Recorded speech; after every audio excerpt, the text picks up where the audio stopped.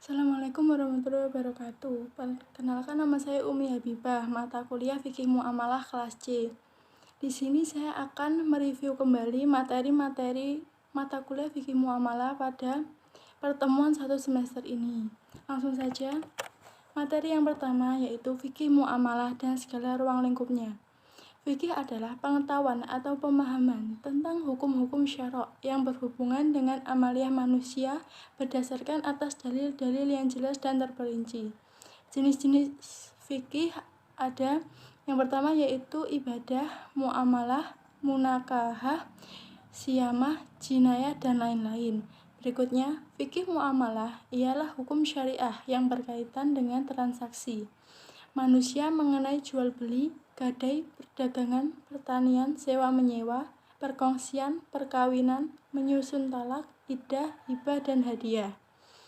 Ruang lingkup fikih muamalah terbagi menjadi dua. Yang pertama yaitu al-muamalah al-adabiyah, yang kedua al-muamalah al-madiyah.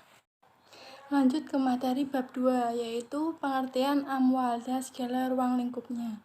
Menurut istilah syar'i, harta atau amwal diartikan sebagai segala sesuatu yang dimanfaatkan pada sesuatu yang legal menurut hukum syara' atau hukum Islam, seperti jual beli atau al-bai, pinjam meminjam, ariyah, konsumsi, dan hibah atau pemberian. Dalam Islam, sistem pembagian harta dibagi menjadi beberapa kelompok. Yang pertama yaitu ain dan manafi, ialah harta yang secara sifat benar-benar berwujud, bisa disentuh, dipegang, diraba, dilihat, dan sebagainya. Yang kedua yaitu mutakawim dan khairul mutakawim. Harta mutakawim ialah harta yang halal untuk diambil manfaatnya, sedangkan khairul mutakawim adalah harta yang tidak halal dimanfaatkan. Yang ketiga yaitu mitsli dan khimi. Al-mal al-mitsi adalah harta yang terdapat padanannya di pasaran tanpa adanya perbedaan atas bentuk fisik atau bagian-bagiannya atau kesatuannya. Yang kedua, al-mal al-kimi adalah harta yang tidak terdapat padanannya di pasaran atau terdapat padanannya akan tetapi nilai tiap satuannya berbeda. Lanjut ke materi ketiga yaitu tentang makna akad dan segala ruang lingkupnya. Akad merupakan sesuatu yang menjadi tekad seseorang untuk melaksanakan, baik yang muncul dari satu pihak seperti wakaf, talak, sumpah, maupun yang muncul dari dua pihak seperti jual beli, sewa, wakalah, dan lain-lain. Rukun akad ada 4, yaitu akid atau orang yang berakad, makhud alaih atau benda yang diakadkan, maudhu al-aqad, tujuan maupun maksud pokok melakukan akad. Berikutnya sighot al-akhad, yaitu ijab kabul. Selanjutnya macam-macam akad ada 2, yaitu akad sahih dan akad tidak sahih. Kemudian putus atau berakhirnya akad terjadi karena beberapa sebab. Yang pertama yaitu berakhirnya akad karena fasakh atau pembatalan. Yang kedua, berakhirnya masa berlaku akad. Yang ketiga, berakhirnya akad karena kematian. Yang keempat, berakhirnya akad karena tidak adanya izin dalam akad mauqut. Dari yang keempat, kita membahas tentang bai dan segala ruang lingkupnya. Pertama, secara bahasa, jual beli atau bai adalah proses tukar-menukar benda dengan benda atau pertukaran benda dengan uang. Rukun jual beli ada 4, yaitu bai penjual, mustari pembeli, sighot ijab dan kabul, dan yang terakhir yaitu makhud alai benda atau barang.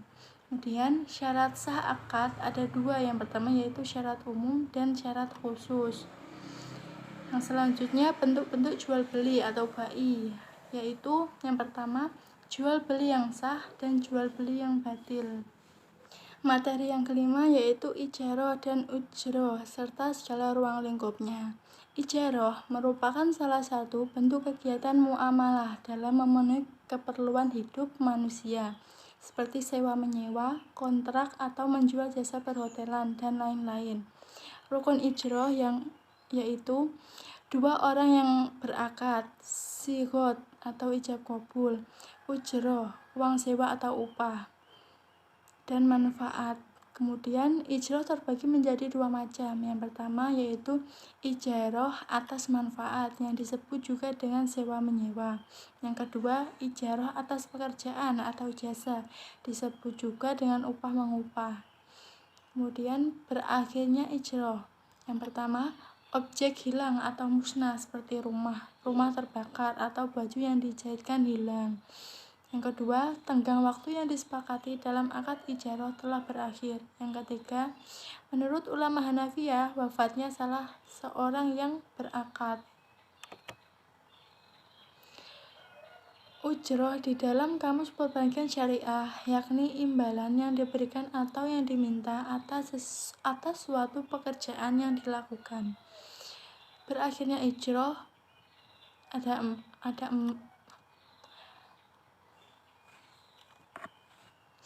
empat penyebab terjadinya. Ada 4 hal yang menyebabkan berakhirnya ujroh. Yang pertama yaitu menurut Hanafiyah, ujroh berakhir dengan meninggalnya salah seorang dari dua orang yang berakad. Ujroh hanya hak manfaat, maka hak ini tidak dapat diwariskan karena kewarisan berlaku untuk benda yang dimiliki. Yang kedua, sesuatu yang diijarahkan hancur atau mati, misalkan hewan sewaan mati, rumah sewaan hancur. Yang ketiga, manfaat yang diharapkan telah terpenuhi atau pekerjaan telah selesai kecuali ada uzur atau halangan. Yang keempat, akad berakhir ikharoh atau menarik kembali. Materi keenam yaitu area dan ruang lingkupnya.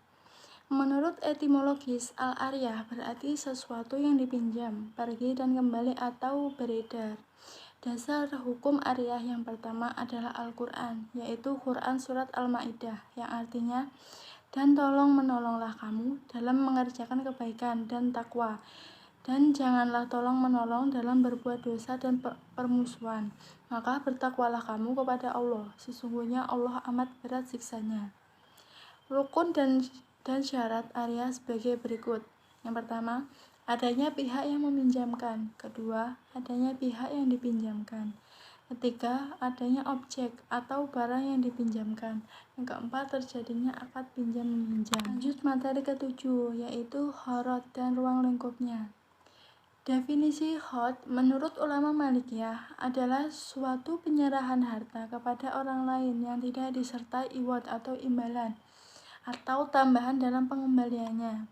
Menurut M. Yazid Afandi, rukun utang piutang ada 4, yaitu muhrid, yaitu orang yang mempunyai barang untuk diutangkan. Yang kedua, muhtarid, orang yang mempunyai hutang. Yang ketiga, muhtarodi, yaitu objek yang diutang. Keempat, sihot atau akad ijab kabul. Berikutnya, syarat al-khod atau utang piutang. Yang pertama, akhid, orang yang berutang dan berpiutang. Kedua, objek utang. Ketiga, sihot atau ijab kabul. Yang keempat, khorot dianggap sempurna apabila harta sudah ada di tangan atau diserah terimakan kepada penerima hutang. Kedelapan yaitu ran dan ruang lingkupnya. Ran menjadikan suatu barang untuk memiliki nilai harta dalam pandangan syarok untuk kepercayaan hutang.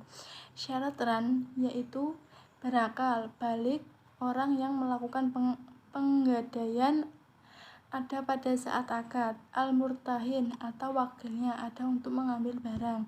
Kemudian rukun ran yaitu pelaku akad dan al-murtahin, objek akad, sigot atau ijab kabul. Penerima gadai dapat mengambil hasilnya disesuaikan dengan biaya pemeliharaan. Contoh, kendaraan atau hewan pemeliharaan. Barang tersebut dapat diambil manfaatnya. Materi ke-9 yaitu syirkah dan ruang lingkupnya. Dalam istilah fikih, syirkah berarti persekutuan atau perkongsian antara dua orang atau lebih untuk melakukan usaha bersama dengan tujuan memperoleh keuntungan. Secara umum, menurut pendapat ulama Hanafiyah atau pengikut Imam Hanafi, syirkah itu ada dua macam. Yang pertama, syirkah milk atau perkongsian perihal kepemilikan harta. Yang kedua, syirkah ukhud atau perkongsian dengan akad atau kontrak. Rukun syirkah, kedua belah pihak yang akan berakad atau akidani, objek akad atau maukhud alaihi, dan akad atau sighah. Berikutnya syarat-syarat syirkah. Yang pertama, syarat lafadz. Kalimat akad hendaklah mengandung arti izin untuk menjalankan barang perserikatan. Yang kedua, syarat untuk menjadi anggota perserikatan, berakal, balik, dan merdeka. Yang ketiga, syarat dari modal perkongsian, yaitu modal hendaknya berupa uang ataupun barang yang dapat ditakar atau ditimbang. Materi ke-10 yaitu muzaroah atau mukhabarah dan musyabah beserta ruang lingkupnya.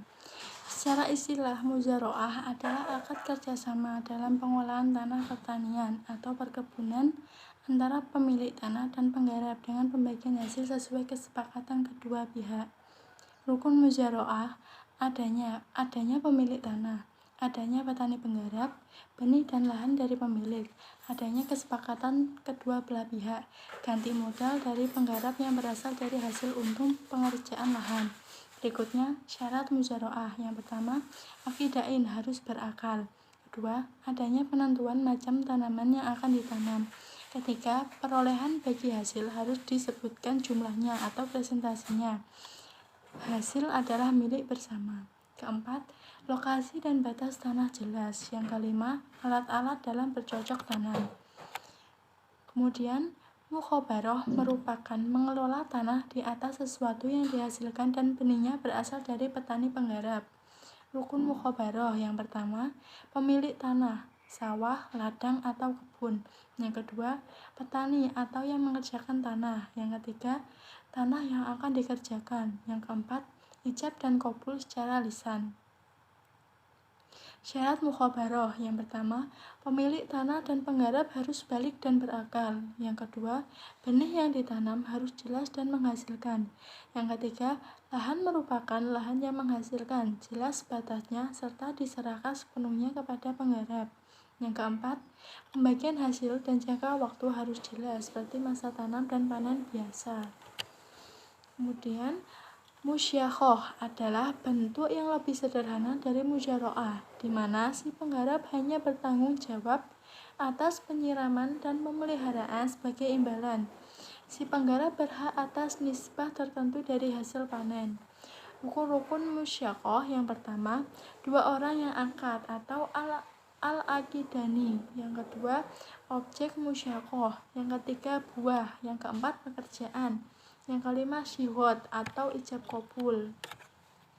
Materi ke-11 yaitu mudorobah dan ruang lingkupnya. Mudorobah adalah suatu akad di mana investor memberikan modalnya kepada pekerja untuk diperdagangkan dan laba antar keduanya sesuai kesepakatan, sementara kerugiannya ditanggung oleh investor. Rukun mudorobah. Yang pertama, pelaku atau pelaksana usaha terdiri dari pemilik modal atau dana dan pengelola modal. Yang kedua, objek mudorobah terdiri dari modal dan kerja. Yang ketiga, ijab qabul atau serah terima nisbah keuntungan. Jenis-jenis mudorobah. Yang pertama, mudorobah mutlaqoh. Kedua, mudorobah mukhayadah. Yang ketiga, mudorobah mustarokah. Materi ke-12 yaitu hibah, sedekah, dan hadiah beserta ruang lingkupnya. Pembahasan pertama, hibah. Secara istilah, yakni pemberian harta kepada orang lain di waktu masih hidup tanpa menginginkan imbalan apapun. Dasar hukum hibah terdapat dalam Al-Quran surat Al-Ma'idah ayat 2 yang artinya, dan tolong-menolonglah kamu dalam mengerjakan kebajikan dan takwa. Kemudian rukun hibah. Yang pertama, wahid atau pemberi. Yang kedua, mauhublah atau penerima. Yang ketiga, mauhub, barang yang dihibahkan. Yang keempat, sighot atau ijab qabul. Berikutnya, syarat Syarat menghibah yang pertama, memiliki sesuatu yang dihibahkan. Kedua, bukan seseorang yang dibatasi haknya. Yang ketiga, dewasa. Yang keempat, tidak dipaksa. Syarat-syarat penerima hibah ada dua. Yang pertama, benar-benar ada waktu untuk diberi hibah, tidak yang diperkirakan ada, misalnya janin, maka hibah tidak sah. Yang kedua, bila ada waktu tetapi yang menerima masih gila atau kehilangan akal, maka boleh diwakilkan. Berikutnya, syarat-syarat barang yang dihibahkan. Yang pertama, benar-benar ada. Kedua, harta yang bernilai. Ketiga, dapat dimiliki zatnya. Yang keempat, tidak berhubungan dengan tempat pemilik hibah. Yang terakhir, dia khususkan. Pembahasan berikutnya sedekah. Secara istilah dapat diartikan sebagai sebuah pemberian secara ikhlas kepada orang lain secara sukarela dan tanpa dibatasi oleh waktu dan jumlah tertentu dengan tujuan ingin mendapatkan ridho Allah. Dasar hukum sedekah terdapat dalam Quran surat Al-Imran yang artinya, kamu sekali-kali tidak sampai kepada kebaktian yang sempurna sebelum kamu menafkahkan harta yang kamu cintai. Kemudian juga terdapat dalam hadis riwayat Ibnu Majah yang berisi, memberikan senyum kepada saudaramu termasuk sedekah. Berikutnya, hukum sedekah. Yang pertama, wajib, sunnah, makruh, dan haram. Macam-macam sedekah. Sedekah dengan harta, sedekah dengan tenaga dan pikiran, sedekah dengan ilmu, dan sedekah dengan perbuatan baik. Rukun sedekah. Pihak pemberi sedekah. Kedua, pihak yang disedekahi. Ketiga, ijab qabul. Keempat, barang yang disedekahkan. Syarat sedekah. Yang pertama, pemberi sedekah memiliki benda tersebut dan berhak untuk memperdayakannya. Yang kedua, pihak yang disedekahi berhak memiliki. Yang ketiga, barang yang disedekahkan barang yang dapat dijual. Kemudian, hilangnya pahala sedekah. Yang pertama, mengungkit-ungkit sedekah kepada orang lain. Yang kedua, menyinggung hati si penerima sedekah. Yang ketiga, riya dan niat untuk dipuji orang lain. Yang terakhir yaitu hadiah. Hadiah merupakan pemberian sesuatu kepada seseorang dengan maksud untuk memuliakan dan memberikan penghargaan. Hukum hadiah. Dalam hadis Rasulullah yang bersabda yang artinya, sekiranya saya diundang untuk makan sepotong kaki binatang, pasti akan saya kabulkan undangan tersebut. Begitu juga kalau sepotong kaki binatang dihadiahkan kepada saya, tentu saya akan terima. Hadis riwayat Bukhari. Oleh karenanya, hukum hadiah adalah mubah atau boleh. Hukum rukun hadiah yang pertama, orang yang memberi. Syaratnya yakni berhak memperedarkan hartanya dan memiliki harta yang diberikan. Yang kedua, orang yang menerima. Syaratnya berhak memiliki. Yang ketiga, ijab qabul. Yang keempat, ada barang yang diberikan. Syaratnya barang tersebut masih bisa dijual. Materi berikutnya yaitu riba beserta ruang lingkupnya. Riba adalah suatu kegiatan pengambilan nilai tambah yang memberatkan dari akad perekonomian, seperti jual beli atau utang piutang, dari penjual terhadap pembeli atau dari pemilik dana kepada peminjam dana, baik diketahui bahkan tidak diketahui oleh pihak kedua. Dalam Quran surat Al-Baqarah ayat 276, Allah memusnahkan riba dan menyebutkan sedekah. Dan Allah tidak menyukai setiap orang yang tetap dalam kekafiran dan selalu berbuat dosa. Macam-macam riba itu sangat banyak sekali, tapi di sini saya tidak akan menjelaskan semua. Saya akan memberi contoh salah satu riba, yaitu contoh riba al-jahiliyah, yaitu penambahan jumlah utang bagi peminjaman yang tidak dapat membayar pada saat jatuh tempo. Misalkan kita berhutang tempo tanggal 5. Nah, kita sampai tanggal 7 belum bisa melunasinya. Dari pemilik dana meminta uang tambahan atau bahkan kita melunasi hutang itu belum sampai tanggal 5, pemilik dana sudah meminta tambahan uang kepada kita. Nah, jadi uang tambahan itu haram untuk kita pakai, untuk kita konsumsi. Uang itu haram karena uang itu termasuk uang riba. Dari yang terakhir yaitu Munakohat beserta ruang lingkupnya. Munakohat atau pernikahan berarti menghimpun atau mengumpulkan. Menurut istilah, nikah adalah suatu ikatan lahir dan batin antara seorang laki-laki dengan perempuan yang bukan mahram sebagai suami istri dengan tujuan untuk membina rumah tangga yang bahagia berdasarkan tuntunan Allah. Rukun pernikahan yang pertama, mempelai laki-laki. Yang kedua, mempelai perempuan. Yang ketiga, wali mempelai perempuan. Yang keempat, 2 orang saksi. Yang kelima, akad nikah. Sekian review 14 materi matkul fikih muamalah pada pertemuan 1 semester ini. Apabila ada salah kata, mohon maaf. Wallahul muwaffiq ila aqwamit thoriq. Wassalamualaikum warahmatullahi wabarakatuh.